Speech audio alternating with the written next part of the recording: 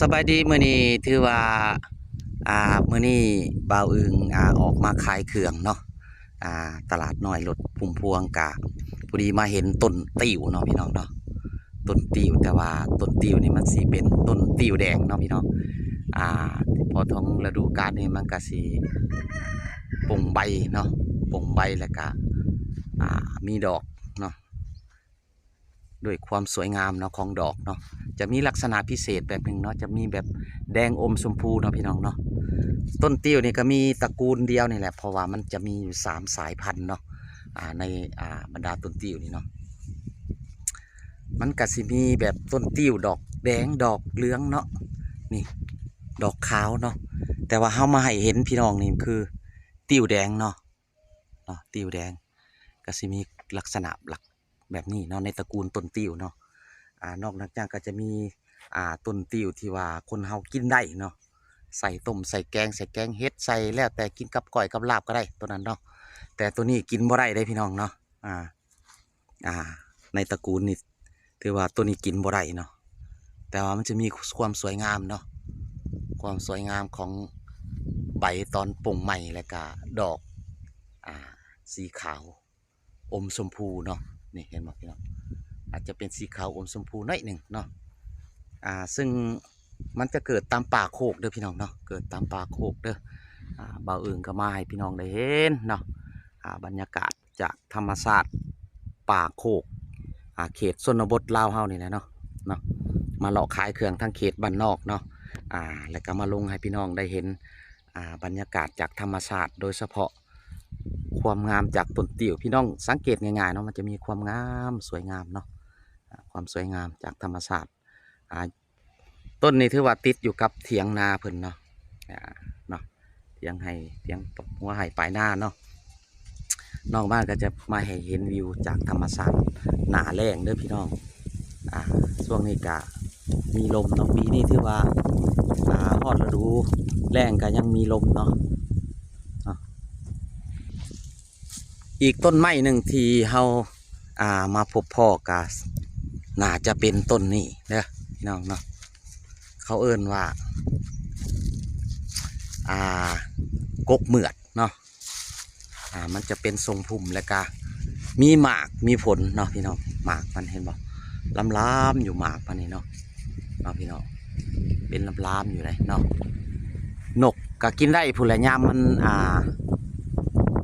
ช่วงเดือนต่อเดือน6เนาะไล่เมษาต่อต้นเดือนมิถุนาเนาะพฤษภาเนี่ยเนาะมันก็จะแก่แล้วก็เป็นสุกเนาะ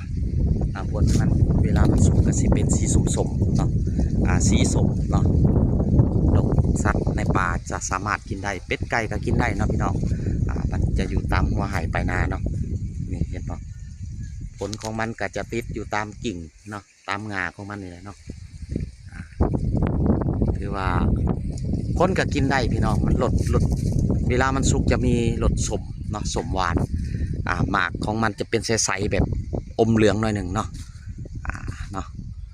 บ่าวอื่นมาให้พี่น้องเห็นเนาะเกิดจากธรรมชาติเด้อพี่น้องเนาะเกิดจากธรรมชาติเนาะ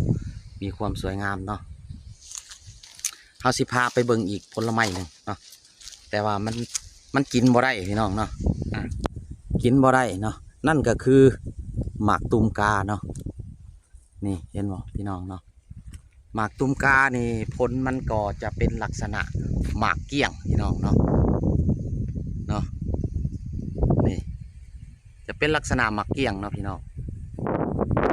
เป็นไม้ยืนต้นเนาะที่เกิดตามป่าโคกเนาะ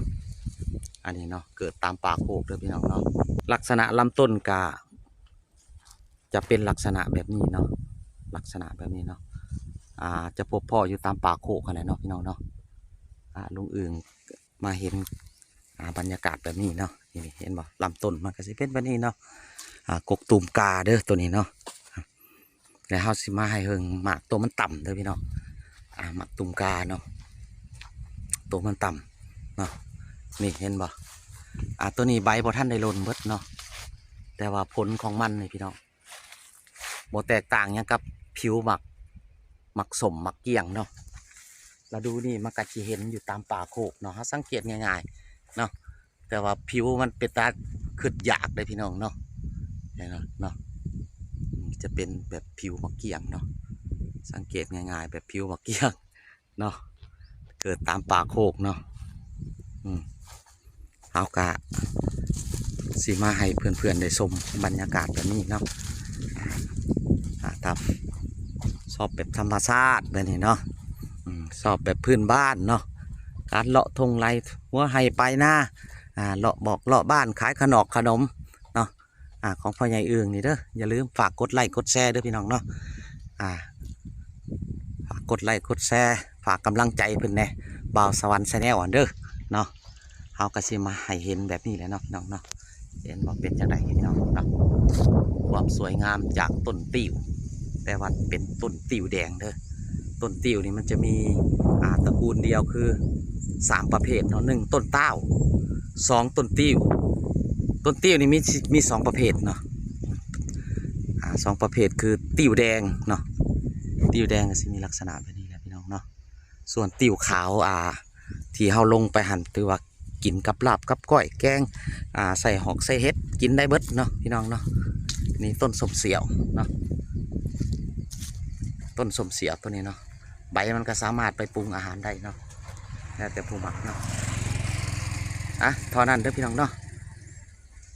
พ่อกันคลิปหน้าเด้อสบายดี